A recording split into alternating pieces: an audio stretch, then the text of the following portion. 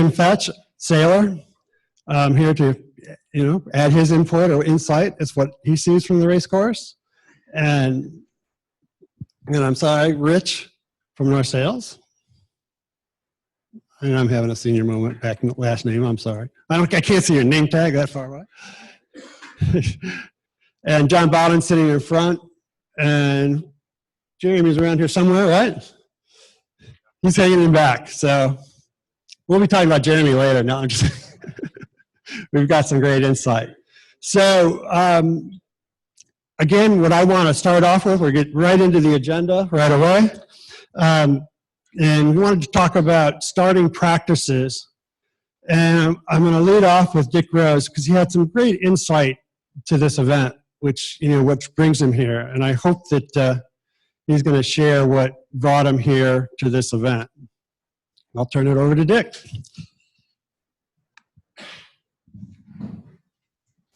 Well, what I wanted to emphasize at the beginning was that, of course, we sail under the racing rules, and the rules are sometimes incredibly flexible.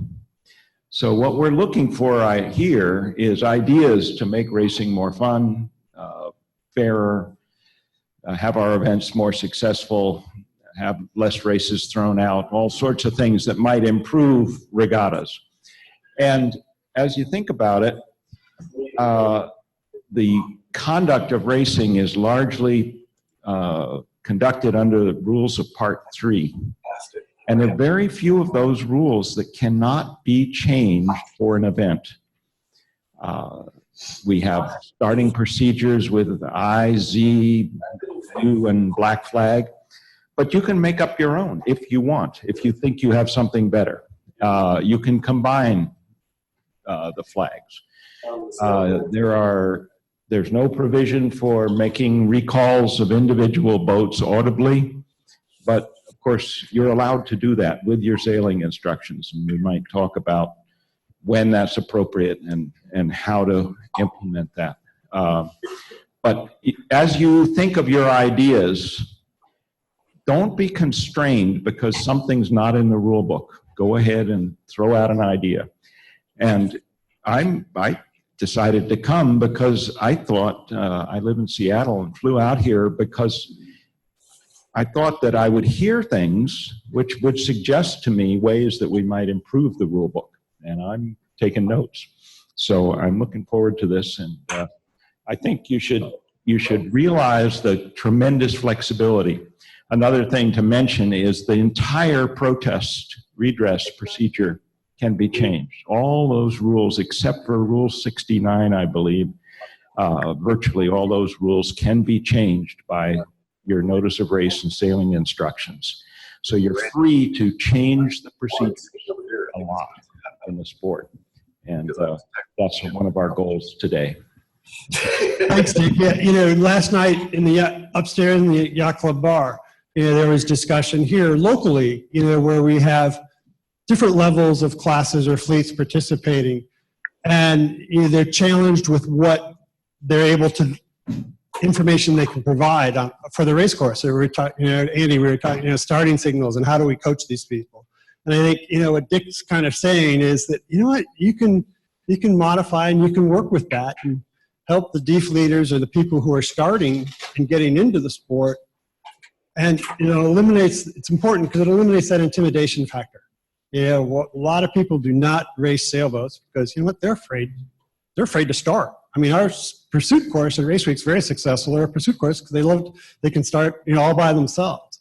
So anything we can do to help break down those barriers and get these entry-level sailors up to speed, it's great. And I'm glad to hear that from Dick because that's a big, big help. So, Ron, we've got choices of starting options. And I think that, faithful public. Dick had mentioned, I think, again, too, different sequences out there, different flags that we can use. What would be, what's your thought on when you pull up and go to, let's say, pull a U flag out of the bag, for instance? A lot of the decision-making based on starting practices and starting systems depends upon the event, depends upon the class, depends upon the culture. It depends upon what the sailors want. Sometimes I've gotten emails from people in pre-event planning that they don't like a particular flag.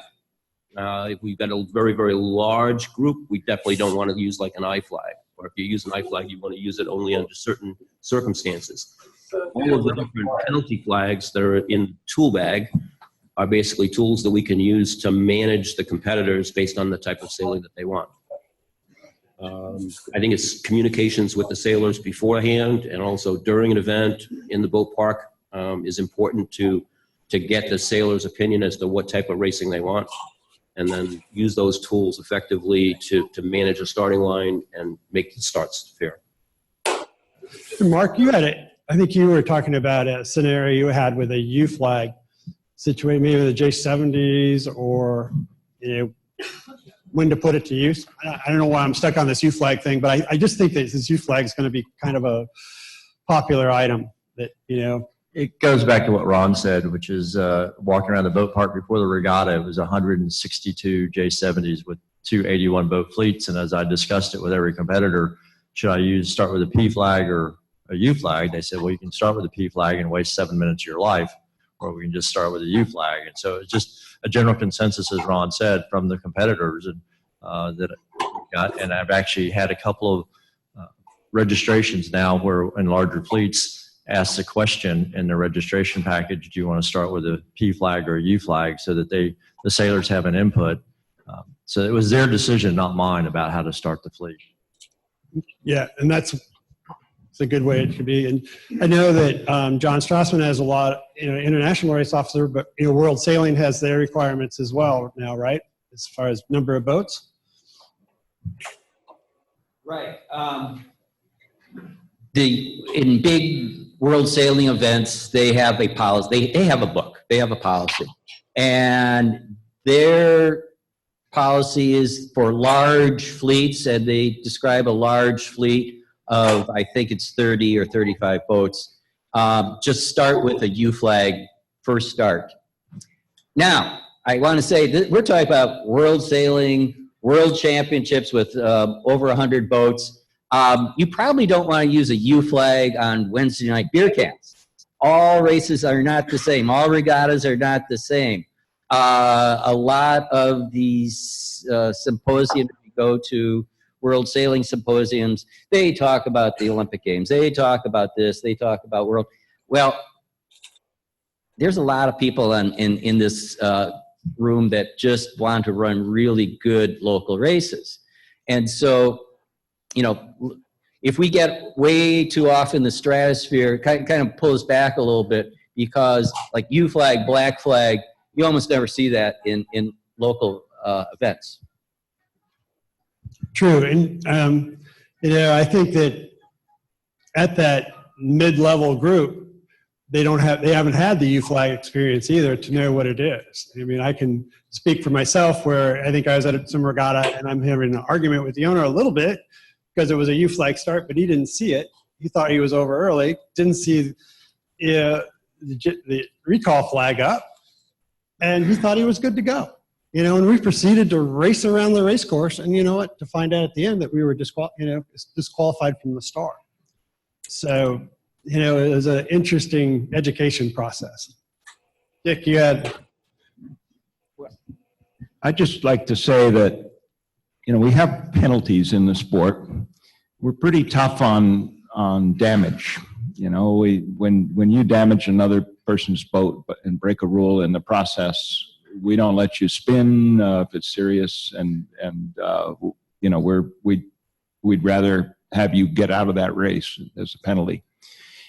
To apply at the start, to me, the same penalty for being 6 feet over is imbalanced, and I think that I'm finding, as I talk to competitors, that at local events that they definitely don't want that penalty. They came to sail, and yeah, they realize that they can't start early, and you can't have a race if everybody's starting early. It's not going to work. You're going to have endless recalls. But that is the thinking that's behind the Z flag being in the rule book. It's not heavily used. But I've found that with youth and with local events, now I don't run the big championships very often. I haven't for some years, but I am associated with a lot of youth and local events, some of them pretty darn large fleets and pretty aggressive starters. And we get races off without using the flag that requires us to disqualify, either U or Z. So if you haven't experimented with the Z flag, I'd urge that being tried. And the other thing that you can do, if you combine Z with I, and I know people at advanced levels, the competitors don't like it, the I, but there's an advantage. If you combine Z with I with a good, powerful PA system, during the last minute, you call boats that are over early. That defines the line for the rest of the fleet. They can say, oh, this guy next to me, he's over. I must be very close. And you see the booms go out and the fleet backs off and you avoid the recall. So there's a system where you almost never have to penalize a boat more than 20% of the fleet when you're using the Z flag rule. And if you're trying to deal with an obstreperous fleet, I recommend that system to you highly. It's out of favor. World sailing judges, I've tried to sell it. They don't want it. They don't want to even listen to me to think about trying it. But I believe it'll work great. And I've seen it work even for some very large fleets. Michael, on a sailor point of view, what do you think of this discussion? I really like the I and Z. The U flag tends to not have enough backbone. People are like, oh, it's a U. If it's a general recall, there's no real penalty. And it's really frustrating, particularly if there are multiple fleets. You're in the second start and you watch the first start repetitively, unicorn, general recall, unicorn, general recall, and you're going, oh, good thing I got out here an hour before the first start, because you're still waiting. You know, you're on the race course for 2 hours before you actually even get any action. So I think having an actual penalty, the 20%, where there are some real ramifications for being over, would be a deterrent for multiple recalls. Adam? So I like the I over Z quite a bit. I'm not a big fan of the U. Rich, any thoughts? Yeah, the IZ sounds like a good option to me, because anything to avoid delays on the race course. I mean, we don't want to sit around and wait for the next fleet, or, just be out there sitting when it's perfectly good sailing conditions, but the fleet is misbehaving. That's good. I hope, Dick, you're taking notes, right? Because I want to say that I heard something like World Sailing was going to eliminate the I and Z flag. There has been a move to eliminate I and Z, and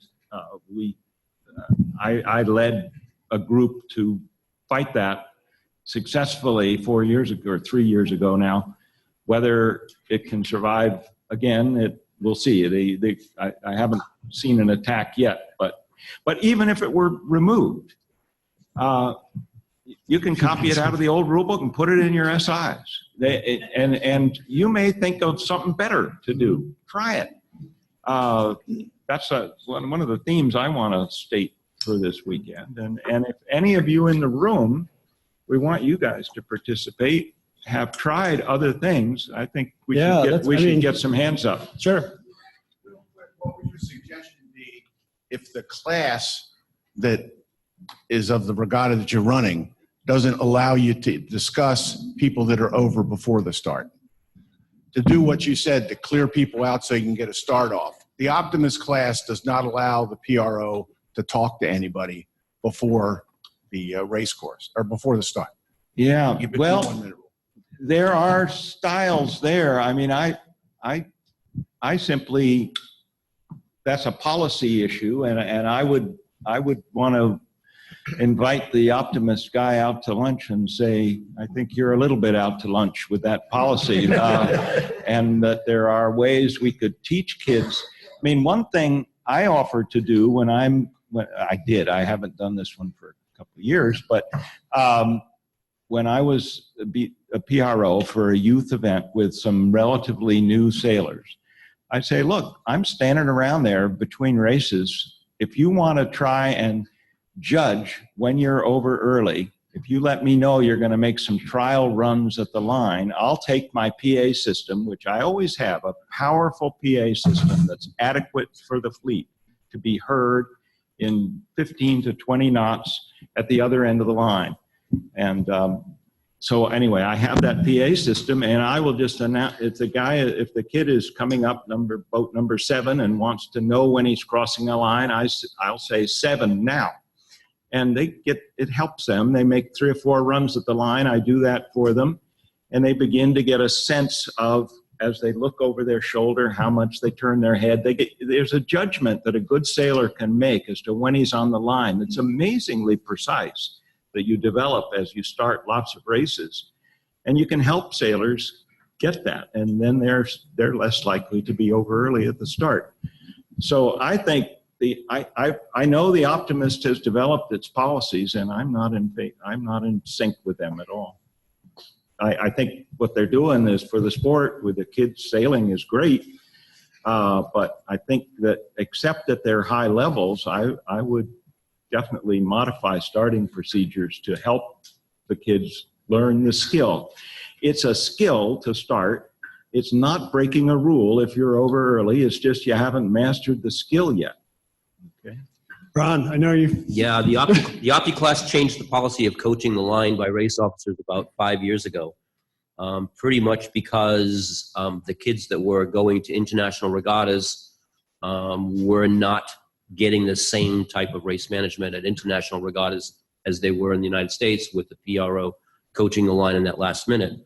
So what they've now gone to is they've now employed either a 2 or 3 boat starting system or a long line with a midline buoy, the midline buoy not being a mark of the course, so that the kids can actually get a judgment as to where the starting line is.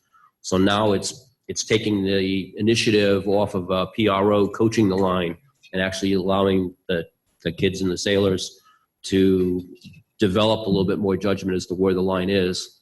And the class seems to like that procedure. And also when they go to international events, they're getting that type of racing overseas. So they want to keep it consistent with what they're seeing around the world. That's why the class changed. No, I think the line with extra mark is a great way to help people learn. And that's another technique that I think is very valuable. Do you have some kind of in your head a number of votes on the starting line for that? The general rule of thumb is a single line for under 60 boats. And once you get to 60 boats, you either go to a multi-segment line or with a midline buoy. And when you get up to over 150 on a line, you should have a three-line starting system. And anything over that, you'd go to flights. Thank you. Good question. Any other questions? Yep. I don't know if this is an opportunity to segue into radio use. I mean, Dick made the comment about bullhorn. I find JHS giving some cheap eye. I think every class should have safety. Some of us are getting older and worried about heart attacks, but even for the young ones, there's no reason why we can't put a radio in a laser and talk to communicate with our clients. I don't know if we should talk about that now. Certainly can. I mean, we can, it's interesting. I've got several emails from people who couldn't attend, and that was a big point this gentleman wanted to make, was that, VHF communication from Opti's on up these days, because just as you said, the VHF radio is $60, right? So communication, and everybody, I think, is expecting more and more communication. He goes as far as going, Peter Reggio said that you'd be much happier running a regatta only on a VHF with no single flags. That's Luigi talking, so but anyway, but yeah, that's a good point. I think that JD. Randy, the only thing I'd like to add, we got a large range of race officers here, and you do a lot of different levels. At the local level, we have kids dealing with a lot of current, so they're bound to get close to the line. I use my recorder, as most of you do, to notate what's happening on the line during the starting sequence. Now, I don't necessarily call them over, but I guarantee you every Opti sailor knows what it means when you say, number 3 is pushing. They will start looking at where they are on the line and they start reacting, and that's what we're trying to get them to do. So, and I use a loud hailer also to communicate that, and it gets the races off, and that's what we're trying to do. That's great. Yes. Speaking of starting procedure. Hi, speaking of starting procedure and best practices with that and individual recalls, general recalls, whatnot. We're starting to see obviously the prevalence of people wearing body cams. I don't think that we're at that point where we all need to wear body cams because it's getting crazy in protest hearings. But what types of use of video, the availability of GoPro cameras and things like that, have you used video, and how often do you use it, and how useful do you find it to be?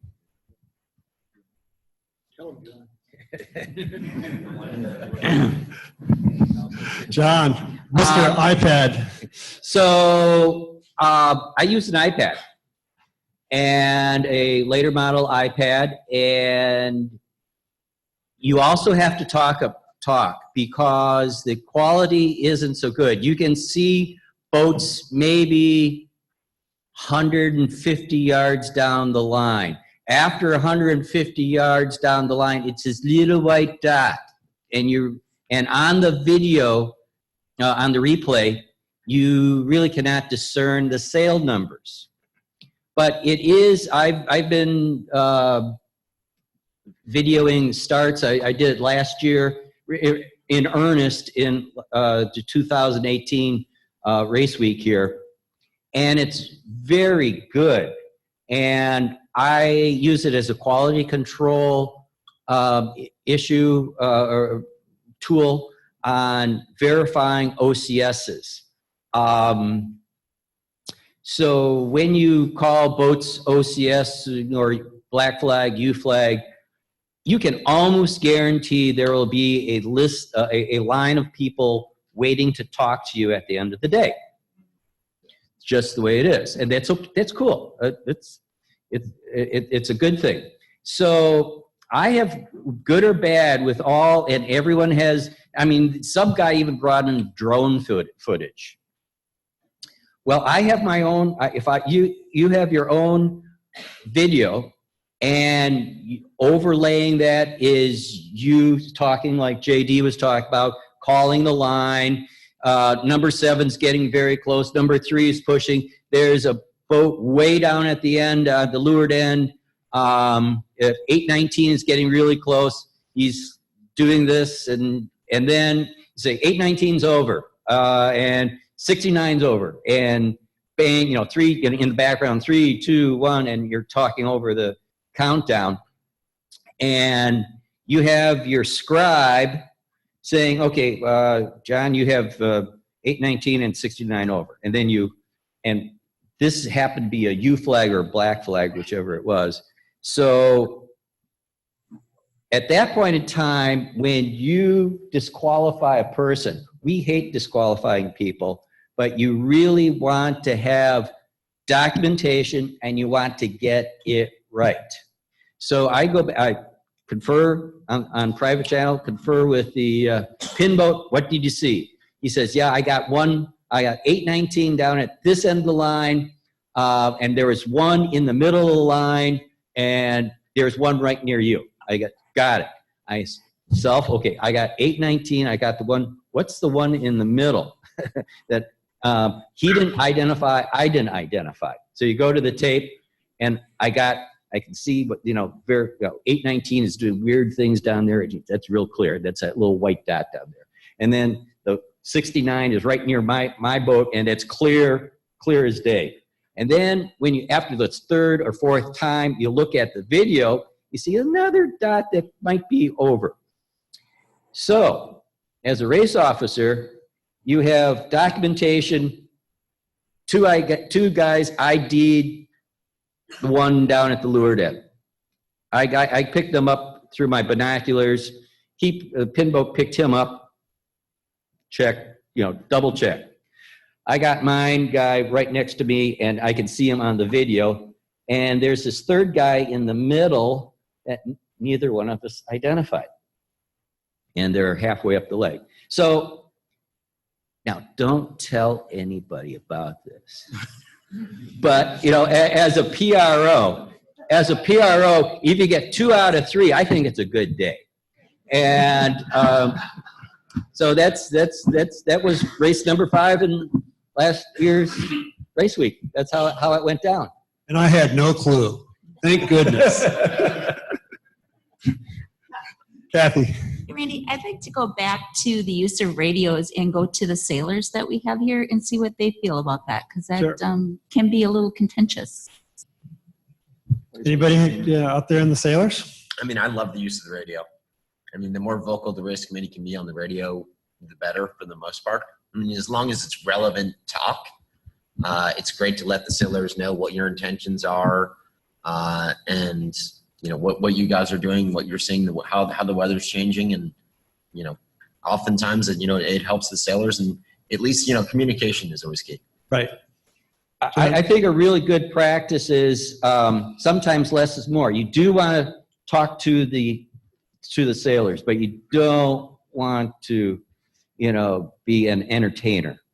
That you tell them all boats, the next warning is going to be at 14:05 hours. You give them less than 1 minute to warning, silence. Less than 1 minute to prep, silence. And then probably have a countdown to 5 and a countdown to 4. But don't tell them, again, give them the pertinent information and use the radio to alert them that something is going to happen. Like warning in less than 5 seconds, 5, 4, 3, 2, 1. And, the flag, the visual signal is still counts. That's a gold standard. So use the radio to alert them to the official signals. I think that's probably the best practice for that. Yes. Randy, I think the other thing to back up John's statement is consistency. Oh, absolutely. Absolutely. If you're going to use the radio, if you're going to use the countdown to do a warning or a prep, start out that way and be consistent. Yeah, to repeat the question for the video, Jim said be consistent. Absolutely, like have a script. Every single race, say less than 1 minute to warning, countdown to the warning, countdown to the prep. Have a script, do it the same way every time. So because the competitors get used to it and they start counting, expecting something. And when you don't do it one race, it's like, what happened? Yeah, it's through all my polls and emails, I mean, communication is huge, not just over the line and course management, but for the event itself, to let everybody know it. And I think that, I'd say the leading PROs are great communicators. I think it's really, really important. And then, as you mentioned, your consistency, and we're going to talk about that more throughout the day, the importance of being consistent on what your calls are and what you do throughout the event is also, I think, really important.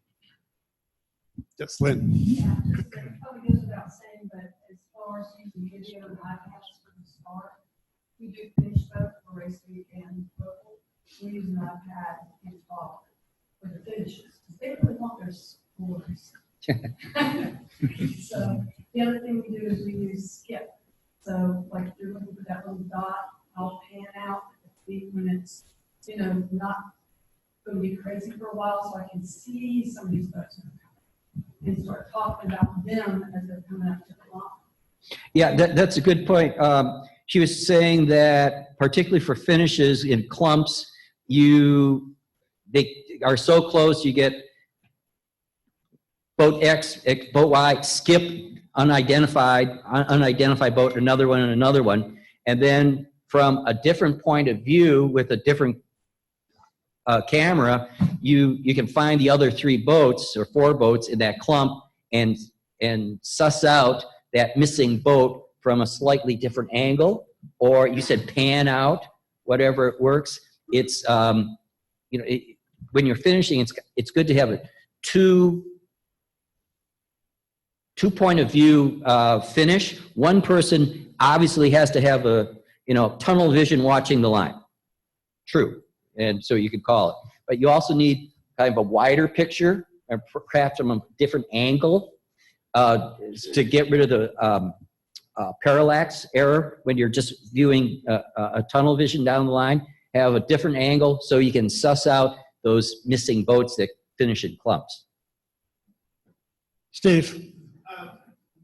Your confession about the race committee, none of us are perfect. But what is the role of technology? I mean, there's a road race that went on this morning. Every road runner has a chip. If we could push the technology, we could push to get radios down to $60. We get chips out there that we can start to finish people without having to do that. We need to stand money here, don't we? I talked to Steve Honey in Mexico about a year and a half ago. He thinks in the next 3 years we're going to use Samsung phones and have them placed on a boat, and that we will be away from sighting lines again. And it'll be so inexpensive. Everyone has a cell phone will just turn into a radio transmitter, and we'll be able to put a beam down, and they'll be able to tell right away about that. So that's coming along with the drone footage, which I've used, is stick a drone up on the line before and use the video to pick out the boats in the middle that might be. But the real question is making sure that the competitors realize it's their responsibility to start correctly. It's our responsibility to set up a square line and make it fair for them. But if they cause a general recall, they cause a general recall unless we have a line problem. If we have a line problem, we should go back with the least P flag or whatever the lowest flag is you can go to. If they're causing a problem, it's where you start trying to get them to behave and recognizing that it's their responsibility to start correctly. Amen. Dick?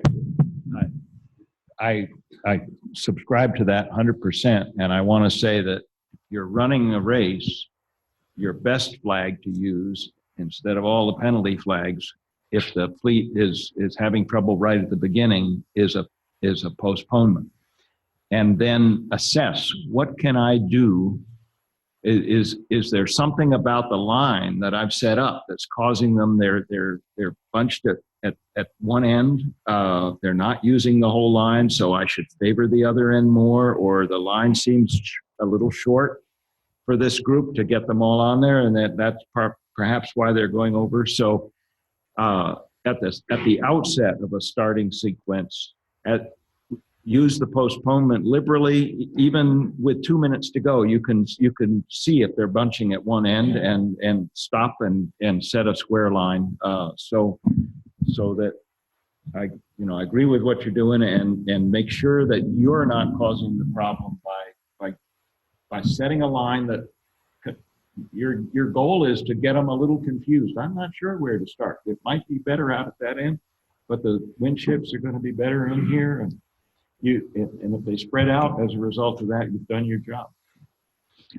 This is a great discussion, but I'm going to throw in something that might be a little head scratching. This is where some quantitative measures, like knowing exactly the angle of the line and knowing exactly how long it is, might seem like a little fussy to a lot of people. But in Dick's case, if they're bunching, you can actually have some numbers and say, okay, let's move it 5 degrees, or let's make it 25 yards longer. If it's all a guess and by golly, and you say make it 25 yards longer than what? Make it 5 degrees off from what? You don't have a baseline. Now, I don't want anyone to get locked in, looking at their GPS, but use it as a tool, and you have a starting number, and that number is too high, too low, and then it gives you a tool to adjust it in the right way, and you should come to a better line after you straighten it out.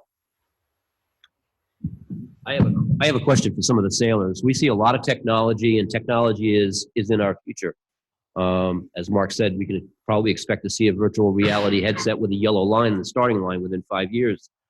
But as a race manager, let's say we do what Dick just proposed and we postpone, which is a regular practice. We move a pin or we move a signal boat. To the sailors, I like to pose a question. With all the technology available, do you guys feel it's your right now to have enough time to go back and reping those marks before we go into sequence? Question. No. I heard a yes. I heard a no. No. Why? Why yes? Well, the problem is if you don't allow the time, people are saying, there's still going to be a certain amount of people that will get the thing. And it's unfair to have half the fleet get the thing and not the rest of it. I don't think anyone should be rushed in that situation. Thank you. Why no? Because everyone has the opportunity. I mean, if the race committee is moving the pin, everyone has the opportunity to be at the pin to ping it, if that's what's most important to them. So how much time is enough? Enough. Depends on the boats and and size of fleet. If you rush it, you risk damage. Or another bad start. Thank you. Yeah, often pinging the pin is more stressful than the start itself. Because you're fighting for position to get in there and get the ping, and it's not as much of the organized chaos of an actual start. It's just pure chaos. Is there a move to the foot stick to change the rule that running marks? No, I've heard no such move. This is an interesting discussion.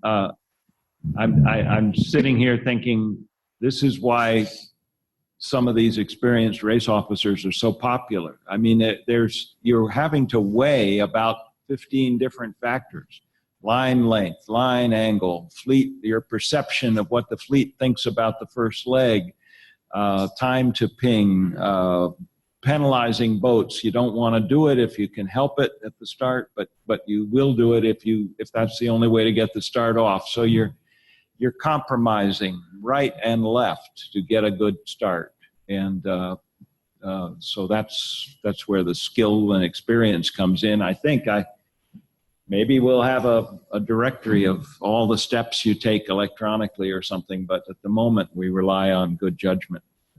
John, you had a comment? I think from a sales perspective to the race committee, it's about being observant and seeing what's happening. We sail a lot of races. You guys start a lot of races. If you guys see something that's going on, you see 50 boats at the pin waiting to get a ping, give it an extra 2 minutes. You can see the boats clear out of getting their starting process done. If you see the boats all starting on one end of the line, ask yourself, why are they starting to do? What do I need to do? Jeremy and I were talking about racing in Lake Garda, where the right side of the course is generally favored. You're going to have to favor the pin by 20 degrees to get people to spread down the line. And that's to make the start easier for everybody, including yourself. I think, you have an opportunity to make the start as easy on yourself as possible by paying attention to what the sailors are doing. I think there's a lot that can be learned from, we all have coaches and we have guys who are coming down and debriefing our starts, and they're understanding the starting style for the fleet. And I think that's something that the race officers need to sort of think about more and more, try to get a better understanding. The number one thing that I think every sailor will agree, we don't want to waste time. We don't want general recalls. We don't want anything. So anything we can do to minimize, downtime. And if it means waiting 2 minutes for boats to get their ping so you can get a good clean start off. I'd rather wait 2 minutes than waste another step on a general recall. Amen. Also, you're talking about communications and those coaches out there. I personally try and get the coaches on my side, start a conversation with the coaches on the dock and on the water, and literally ask the coaches what's going on. You know, what's your thought? Coach me. You know, I won't. You know, and you know, what are you telling your folks to do?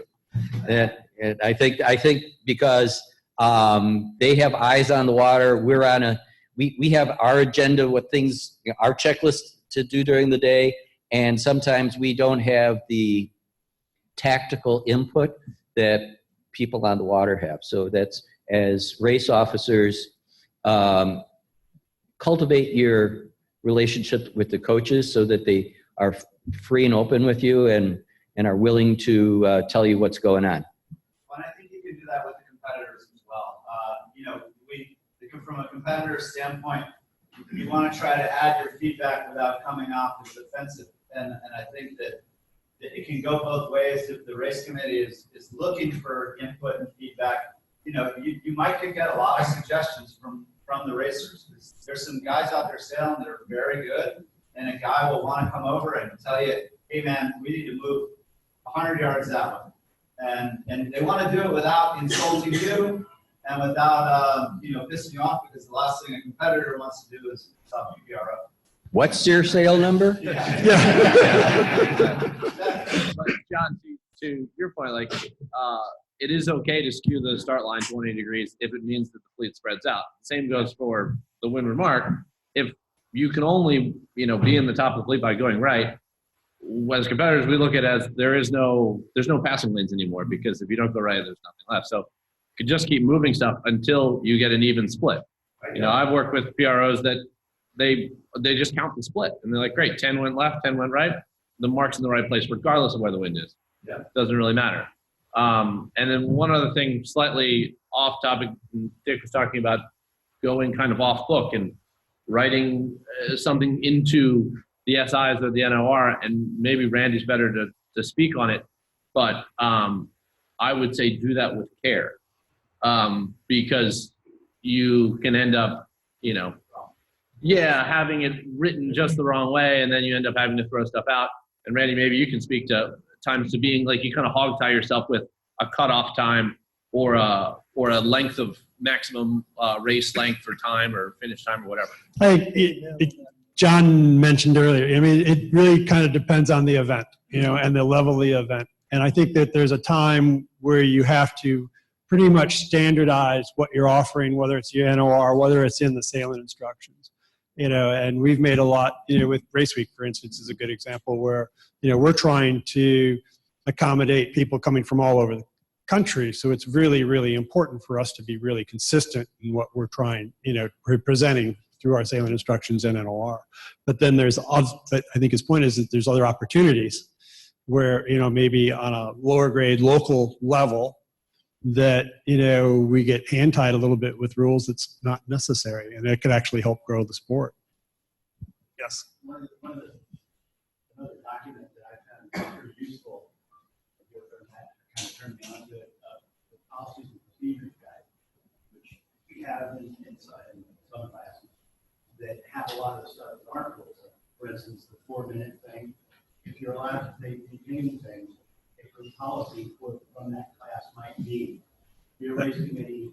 I know you got until 4 minutes before the warning, before the start, do things. Don't do it wrong. Wait for guys to get their things. Here's how we do this. Here's how we do that. We've really got a lot of mileage out of it. Yeah, absolutely. I mean, here's something that, you know, we discussed briefly last night, you know, as far as, you know, we were trying to discuss, you know, who the customer was for the PRO, you know, and of course I'm saying the sailor. Well, actually, Randy, it's the organizing authority too. And oh, by the way, it's the class as well. You know, so they've got several customers that they're trying to kind of keep happy. And classes have gotten more definitions as far as what they've want, and you have to be aware of that too. Yeah, you're exactly right. But it's all, we just have to, I think Mark found something that somebody wasn't doing something, in a particular regatta, and shoot, it was right there in the class rules to do something, and yet it was just not in part of the net. What I found working with the THISL class is that they designate a fleet liaison so that the competitors go to their liaison who's on the water racing, and that liaison communicate with the PRO. That's worked very well. When I work with classes like the T10s or interlinks or whatever, I communicate with either the OA or representative of the class and say, I want you to pick someone in the class, not at the pointy end, not at the back end, but kind of the top, like maybe a third down. And that's going to be the person I talk to on the water. I don't want people, I don't want people coming by the school boat throwing rocks at me. I want to talk to one person. And that works very well. That's great. Well, I'm going to move on. Dick? Just a quick thing. I did say, experiment and you can do things with your SIs. I'm not urging that you routinely do that, but I want to just say that's where the ideas come from to improve the rule book. And a little known part of the rule book I just want to call your attention to. There's a statement at the beginning from the chairman of the Racing Rules Committee of U.S. Sailing in the U.S. Rule Book, and it says, if you have an idea for improving the rules, send it to us. That's where we get our ideas. They arise from the sailors. We don't get that much input, but that input has been, over the years, very important in the evolution of starting practice and other rule changes. Awesome. All right, next topic here, OCSs and how we call them. I think this could be take us right to our break if we do this right. We've said, I think a number of events, do we, and this will come back to the U flag calls and other calls, when we notify OCSs. And there's been some challenges. We've got some people in the room that have had some bad experiences with it. Mark, I'll go back to you, I guess. As far as when we think it's, what is a timely time scale for clearing these OCSs? I was at an event 6 months ago or so where the IJ suggested we wait 4 minutes to do these courtesy calls for OCSs. It was in the Milgus 24 class. I mean, that race is over within 4 minutes. So, but there are these discussions out there, and I think that there's discussions, even for U flags and other flags. Can we get these people off the course so that they're not sitting on somebody's breeze? How long does that take us to do? Well, as everyone knows, you have roughly between 3 and 5 seconds to get an X-ray flag up and get a sound signal. Otherwise, the judges are going to give them a break and say it wasn't expedient. I try and get my recalls out within 30 seconds, recognizing if it's much longer than that, people are going to be such a disadvantage. So it's a quick process. We set up whether we have a 2 or 3 boat starting line. We have a procedure that we set up in the morning about who's going to report first. At 2 minutes, I usually get on the radio and actually tell my pin boat or boats to start their tape recorders and identify what flag we're starting under so that will be on their tape recorders and on my tape recorder. It also gives the fleet one more chance because at this point in larger fleets, you're not able to see the signal flags. So someone may not really be paying attention that we change it to a U flag or an I flag or whatever flag's up so that they hear that one more time within 2 minutes. That allows me to talk to the fleet again and let them know. But my general, and then we'll go back to, at that time, we're going to use procedure A. And that procedure A means the pin, in that day, the pin may report first. So they'll hear individual recall. They'll know that the pin should go first. They have a strict procedure about calling out numbers, which is always a single digit at a time, because I have had a bad situation where someone called out 13 and then called out 1-3, and 13 didn't come back, but 1-3 did come back. 1 and 3 did come back. So our procedure is always very stated and talked about before the race, so that it's 0-1 break, 7-9 break, 3-3 break, break, which means they're finished reporting, then it moves to the next boat to start that. Then will be repeated one more time, but that's usually within 30 seconds. On the black flags and U flags, back to the competitors, I've heard from most of them, they prefer that those be called out, so those boats will get off the race course. If they have an issue with that, they bring it back to the jury and talk about asking for redress after the fact. We never call a black flag or a U flag unless we're, as John said, just absolutely sure they were over early, and it's a very defensible position because we don't want to be involved in your regatta.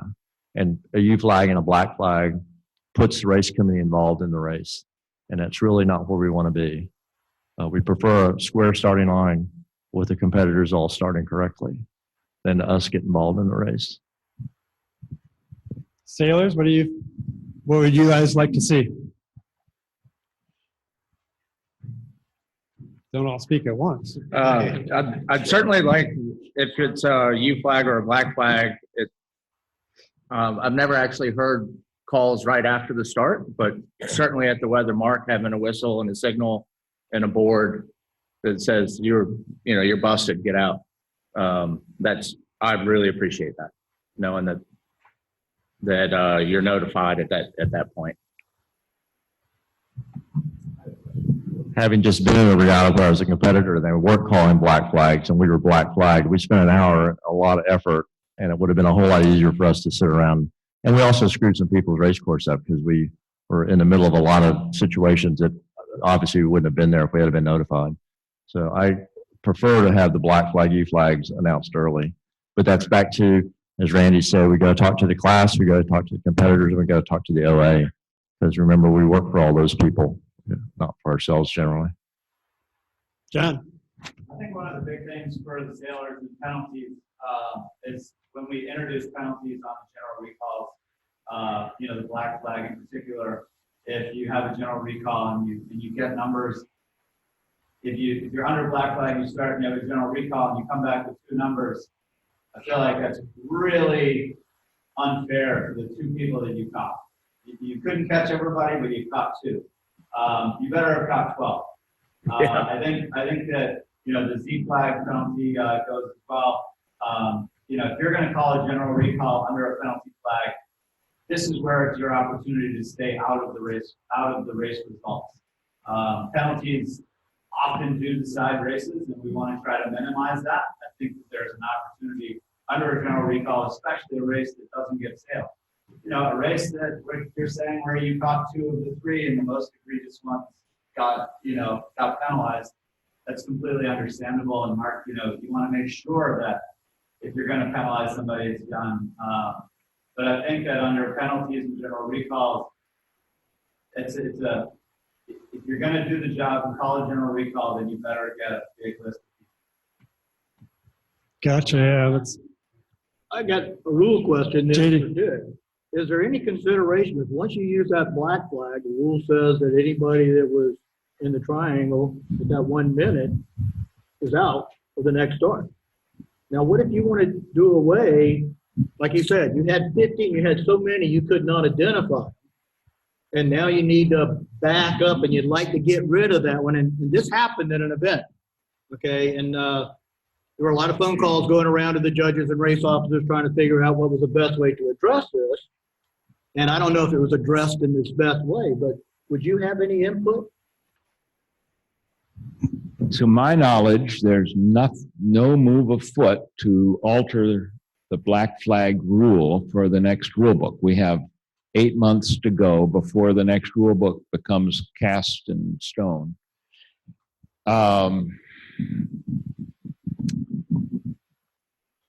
Yeah, that's an interesting issue that is not under discussion at the moment.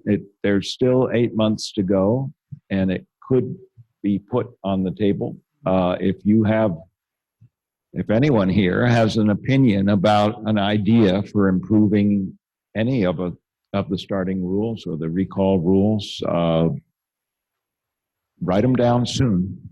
Let me add this to it then, because we were looking through the rule books and generating that discussion, and we thought, well, can we abandon that race? And just say that's race number 3, we had a black flag, we had the situation you explained earlier. Can we throw race 3 out and now say we're now starting race 4? No. I don't think you can under the current rule. I understand that you might well want to, and that might, that's one of the arguments that led to the U, where you don't penalize in that situation. And so that's a balancing issue between the U has a disadvantage. It's not such a strong penalty to help get the starts going quicker. But I must say, within world sailing, I'm hearing that a lot of people aren't using their black flag. They're definitely trying U before they go to the black flag, and some are saying U is enough. And I think I hope that's progress, because to me it's penalizing less, and it's not having this inconsistency where there's a general recall because you couldn't identify all of them, but just the ones that got identified get DSQ'd. And I just wanted to bring that up because, John, you kind of understand, I know you do, sometimes that the race committee really goes through these issues if you had that kind of situation where you had that black flag. And sometimes your hands, they get tied by the rules. Judy, to answer your question, if you see that many people going over on a black flag, it's usually an AP. And if you don't have the AP available, what you can do is leave the class flag up. And now you've made an error in the starting procedure because the flag governs. And then you can abandon the race that way and don't have to worry about it. You can get away with it. So the AP or just leaving the class flag up will cause that to come back, and then you wipe things off and clean it up. That's very interesting. I was going to see if that would come out. Thank you. That was worth the price of admission today, just to hear that. That was great. Well, that was the only thing we could come up with, is that you're just going to have to mess up, so it's on you. Yeah. Well, and that solves that. And back to, you're trying to get everyone to stay back. And usually if that happens and I make the announcement on the radio, hey, we had an error in the starting sequence, we're going to have to do this again. And by the way, I had 19 votes. I had 19 votes over the line. I had identified 13 of them. Please start behaving. And that usually gets the sign across that you're actually getting what you've noticed who they are. You've got some numbers down for them. And if the fleet's still acting up, I'm not behind. I'm actually just calling out all the numbers I had over. When they hear that, they realize, okay, they're catching a lot of people. We need to back off a bit. The line's square and fair, and the customer should start behaving a little bit. So, and we also have, you can see it 10 seconds and 15 seconds ago, as we refer to as a jailbreak, and you just realize this is not going to go well. We might as well stop it now. So. Right. So kind of the bright line we're drawing right here is that if there's a jailbreak, don't start the race. However you do that, either AP is the classic way to do it, or forget to actually start the race. Otherwise, you might, all depends. But the cleanest way to do it is even a late AP at half a second. If it's ugly, don't start the race. But then there are times when you're on the second or third U flag and you're into black flag, and they're just coming over like a World War I movie over the top. You have to just take numbers and get as many as you can. And if you, like at the I-420 Worlds, we had 46 U or black flags in one day. That was ugly, but was really interesting. So we had open gold and silver fleets, and then men and women. The open gold fleet over the last 3 days of the regatta had 0 U flag, black flag penalties. It was all the second half of the fleet had all the black flags, U flags. The gold fleet people knew where the starting line was.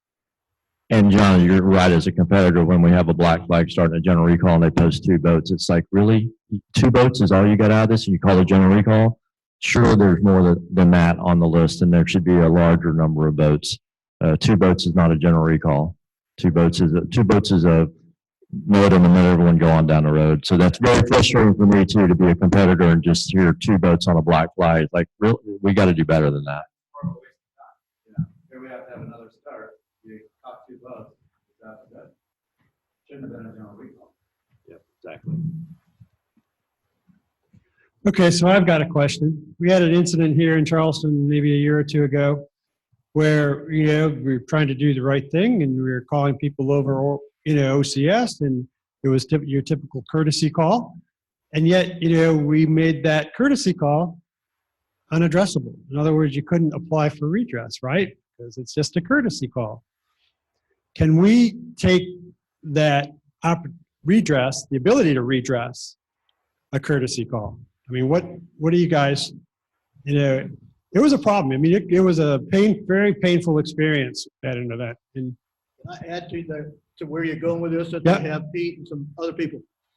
Rule 85 is a new rule in this book that tells you how you can change a rule, which says add or subtract or replace or delete. So if you write up a rule that says that you're going to do this courtesy OCS call, but failure to do it timely or miss somebody or do something like that will not be redressable. And it says this modifies 62.1A. And somewhere else they do something else and say that modifies 62.1A. And that's all they say, is it just modifies it.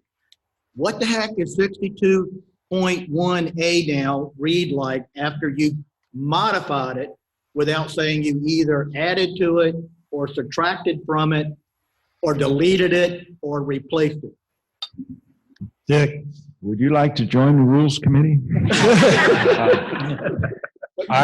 This is something I want to try to write into the next rule book. I'm working on a project at the moment. And I think there's a lot of ambiguity in the way we change rules.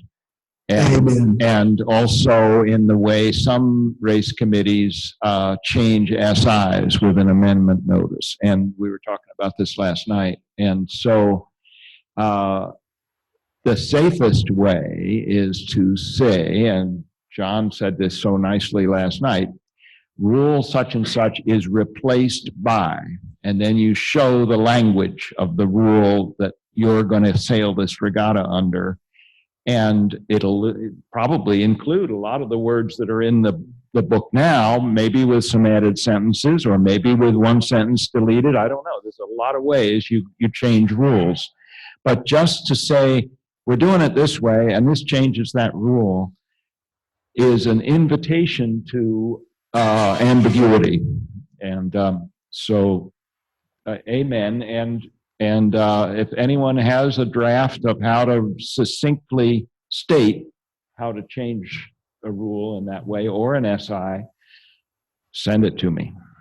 I will add this, just look at Appendix J for your SIs and know that you need to put those changes to rules in Section 1.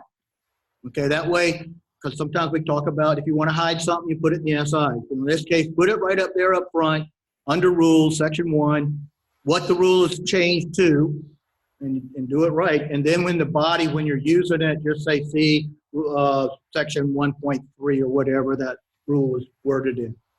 So I think it helps communicate on paper what we're trying to do and adding more communication between the race committee and the competitors.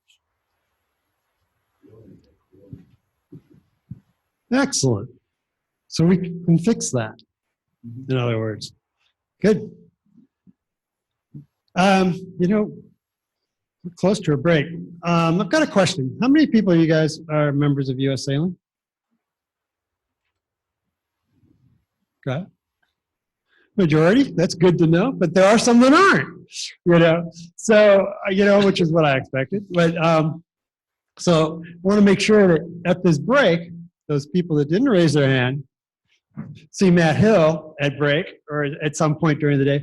We've got a special membership deal for you guys so that you can sign up today for $30. And there's, makes it pretty inexpensive. I mean, it's normally $65, I think. Sure beats, and we're going to throw in. What is that? What is it? If we extend our membership, do we get that deal? Yeah, that's what my wife was asking. She goes, oh, can I apply that to my next deal? This is for your initial. Yeah. Not a $30 renewal. Oh, yeah. But I'll set the page up on my laptop. But he'll have it, paged up. It's always, we always are really concerned is, a lot of people go, well, what does U.S. Sailing do for us? Why should I be a member? And, it's the events like this, it's the rule management, I'll be honest, I had those questions many years ago until I needed 225 race committee, and I went, holy, now I know what these guys are up to, but it's an important thing that we need to support our sport. And guys do a tireless effort of trying to keep us track of all of us and keeping us straight. So please make sure we support them. Well, while we're on starting, before we go too far, I sailed the 505 East Coast Championships last fall. We had 0 OCS, 0 recalls with a gate start. Or is the gate start relegated to solely 505s, or is there any hope or future for gate starts in any other classes? Well, the gate start is a perfect example of what you're allowed to do under the rules. So and this rule has evolved, so the 5-0s have a good one that they've used and with experience. Other classes try it from time to time. We could do it in a couple of ways. There's a development within world sailing which is probably healthy. This is a bit of a digression, but there's an appendix which is not in the rule book, but is on the website, and it's called the waypoint. I forget. It's about waypoints, so that virtual waypoints. You could now run a race for boats with beds where you send them out into the ocean to some identified point, and it tells you how to establish that in your sailing instructions and how the boats can demonstrate that they rounded the mark on the right side, but there's no mark. And so we're developing another one for traffic separation schemes, and I'm involved with that with Stan Honey. And that all around the world there are traffic separation schemes that are established by the International Maritime Organization and some that are not. Well, the way our rules are written at the moment, a traffic separation scheme established by a city or a state or a particular small nation you don't have to follow the rules when you're in that scheme, whereas you would if it's an International Maritime Organization one. And Stan found you couldn't even find the list. So we're going to have some of these special topics covered on the World Sailing website. And I think alternative ways to start a race is a perfectly good topic for such one. And then if you submitted the 505 procedure for the beginnings of such an appendix on the World Sailing website, it would get vetted by the Rules Committee for careful language and put up there. And the advantage of it, we can change it at any time. We don't have to wait for a new rule book, so we can develop things on the website. And it gives us more options in running our races. So consider, if you have a contact with the 5-0 class, having them send it to us and say, this works well for us, and other classes might want to try it. It works. I've only had one general recall under a rabbit star. Yeah. The rabbit got T-boned. The rabbit got T-boned, yeah. All right, any other questions before I take a quick break? Yes. Good, yeah, should be on my email too. So that's why we have to break, so I can grab these emails. I got a final statement on OCS calls. Yep. We had it in the SIs at the Championship of Champions this past year. It said we may do it. We had 18 starts, 17 starts. I didn't call anybody OCS. It was OCS. I just used the proper flag. And I think after 3 races, there were nobody else was OCS on any of those starts. So think about it. My question to the pro sailor types, or if we call an OCS, does that kind of make you feel like you can push that line a little harder? Try a little harder? Does it create a problem or is it solving a problem? Something to think about. Good. All right, well, let's take a quick 15-minute break. We're on schedule. Yep. You're ahead of time. This is good. Okay. One video recorder at one end of the line is good, and the other one at the other end. Gate start, they put a buoy down, and then the usually, let's say the fifth place boat in the previous race, or a predetermined boat, rounds the buoy on port tack. And there's a power boat, a little rib that follows them. Sometimes. But, and the rib has a mark in it. And that rabbit is obligated to go on port tack for a predetermined period of time, say 3 minutes. Then everybody else is milling about up here and has to duck the rabbit. And the gate boat, the power boat. If there's a power boat that's there. And then at the 3 minute mark, the power boat drops the buoy. And then you have maybe 5 minutes after that to go through. And at the 3 minute mark, when the power boat drops the buoy, then the rabbit is free to tack if they so choose. You can keep going on port tack if you want to. Or you can tack.